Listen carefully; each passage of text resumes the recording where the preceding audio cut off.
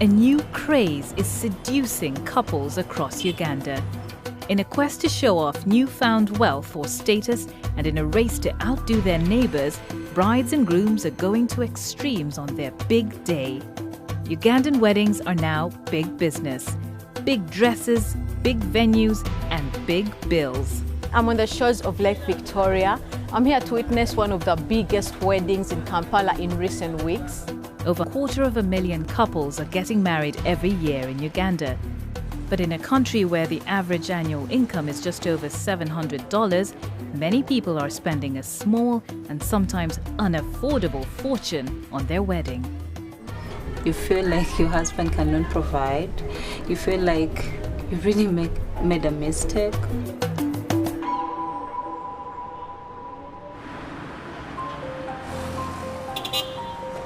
Rita Sekamate is an up-and-coming wedding planner in Kampala. So this is the place I was telling you about. She started her own events company 3 years ago. Rita is meeting Viola, a bride-to-be, for a very special appointment. That's lovely. Because this has a touch of white and has a touch of champagne, but then it has a lot of embroidery. You don't like the embroidery? No. Wow. Something, yeah, I know, a bit complicated. Huh? We shall get there. This, no. How's that? It looks so nice. I love the fact that it just holds your waist so nicely. You can't breathe. We are going to try millions till we get what you want. Okay, this is the first gown. Wow. It's really nice. How much does that crown go for? 200. 200,000? Yeah. Only? Yeah, only. Buying it? Buying 200,000? 200,000. I don't believe you. Rita is one of an estimated 130 wedding planners in the capital. You can do lots better than that. Yeah. No, is it? Shoot me! How's my choice? I think we shall get it for your mother. Wedding planners, bridal salons, and a range of new businesses are all profiting from the new, more modern approach to getting married, the big white wedding. Okay, so we've fallen in love with this gown. If she wanted to just buy it and take it away, how much would that? Around 4 and 4.5. 4.5. $1,500. Yes, sir. That would be perfect. Thank you so much. Can you say the dress?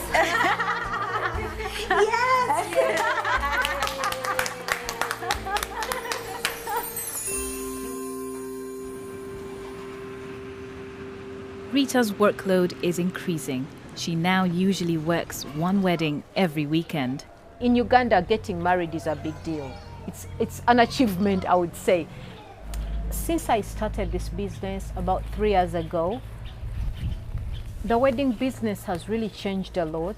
It's really a lucrative business right now. More and more clients are getting interested in wedding planning. When they attend their friends' weddings and they just turn out so well, and their friends are like, I got a planner. They're like, I should get a planner for my wedding. Rita has noticed a marked trend towards bigger, ever more lavish weddings.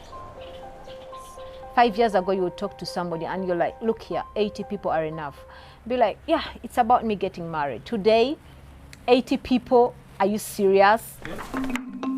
Bride Joyce Nakate has invited 1,500 guests. Today, she's getting married to her high school sweetheart, Ronald Keswa.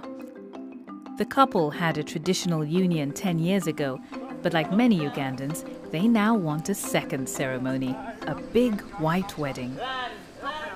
This morning, I'm on the shores of Lake Victoria. I'm here to witness one of the biggest weddings in Kampala in recent weeks. It's organized by Rosie Roots Events, and Rosie Roots organizes lavish big parties, so this is gonna be huge. Now, Butte Show. Rita has come to meet and observe one of the most successful wedding planners in the country. Over the last 10 years, Andrew Kawesa has built a reputation organizing the most extravagant weddings. About the figures, roughly how much went into this wedding? They spend like 300 millions to 400.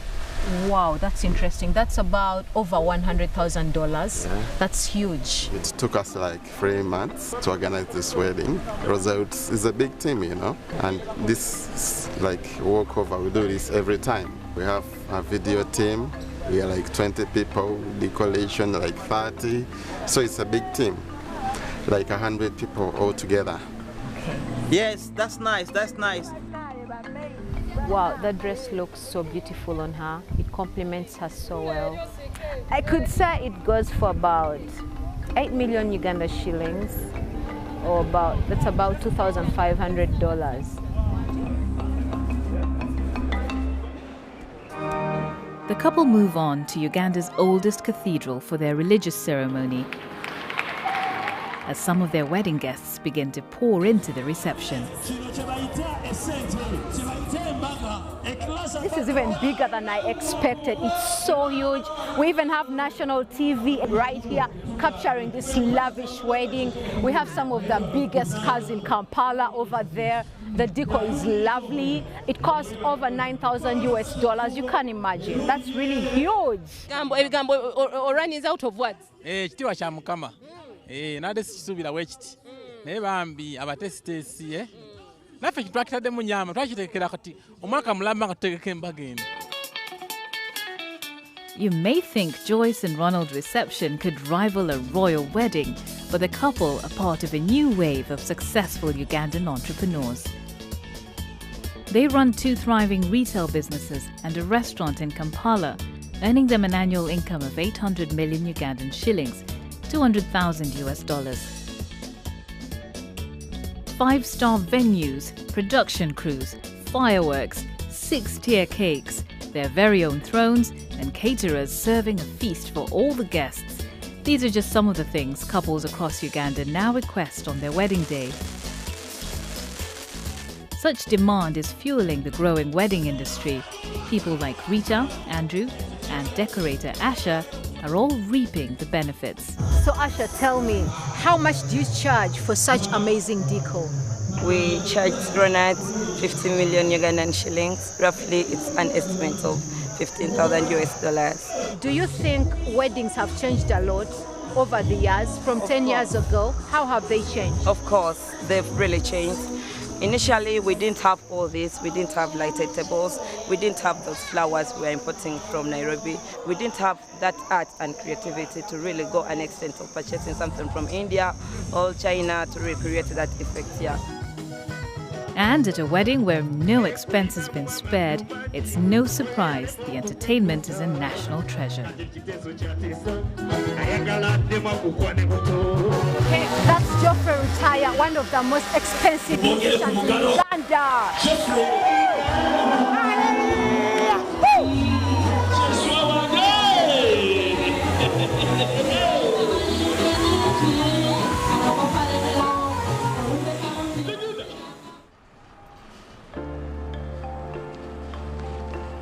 But not all couples opting for second ceremonies and big white weddings can afford it.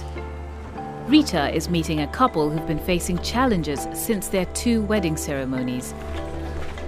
So right now I'm on my way to visit my old clients. I did their wedding last year, Moses and Joan. They're such a lovely couple, but right now they're going through some financial difficulties because of the expenses they had to incur for their wedding. They had to go into debt. It has greatly affected their marriage, so I'm going to check on them and see how they are progressing. Father, in Jesus' name, we thank you because you're good God, you're gracious God.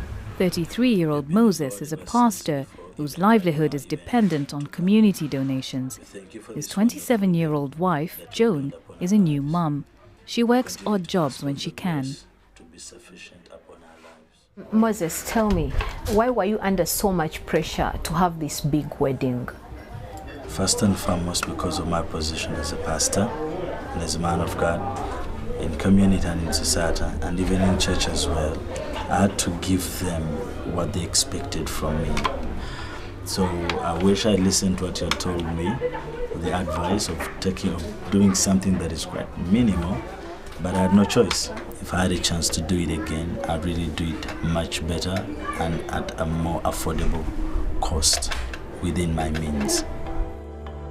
Moses and Jones spent $10,000 on their wedding ceremonies, half of which went towards the bride price. They still owe $4,000. I had friends and family, a few of them rather, that had to support me through it all. They had to give me some money. It's been so challenging, Rita. Like at times you could really feel like hell. When all these debts are settled, like I would finally feel my husband is now at peace. The situation has been so tense to me as a man, as a father, and as a husband, also as a pastor. Sometimes you end up feeling like you're not worth it enough. You end up doing different sacrifices to put food on the table. Like some days, I used to tell my wife that, I'm fasting. Oh. In order for her to have a meal that we couldn't share, both of us. It has brought a lot of stress and strain and a lot of pressure on me, even between me and my wife. Basically, with stress, you can develop depression as a wife. You feel like your husband cannot provide. You feel like you really made a mistake. But sometimes we really get off the hook and we kind of fight over financial issues. I think that's such a horrible impact that anyone could ever choose to have, because of poor planning, and I can call it extravagance on a wedding day.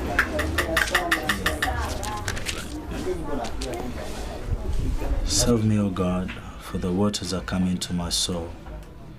As a leader of his community, Moses wants to know what can be done to prevent other couples ending up in a similar situation.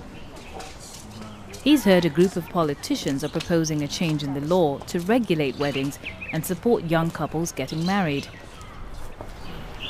Monica Amoding is an MP leading the campaign. There has to be regulation indeed, regulation of marriages, so that we don't commercialize and make it a business per se. As a country, we have not moved faster to address the costs embedded in celebrating the various types of marriages. Customary marriage, civil marriage, and the church marriage. And that's why we are working together as members of parliament to streamline these types of marriages and provide for the basic requirements which are acceptable under the law. I'm really so much interested in hearing what the parliamentarians are really discussing about it. The MPs are also proposing a legal change to the tradition of bride price in an effort to reduce wedding costs. The first thing that we require is that bride price doesn't have to be paid. And if it is paid, it should not be refundable as it has been. As couples across Uganda decide on how they wish to celebrate their marriage, they'll each find their unique way of balancing tradition and the allure of the big white wedding.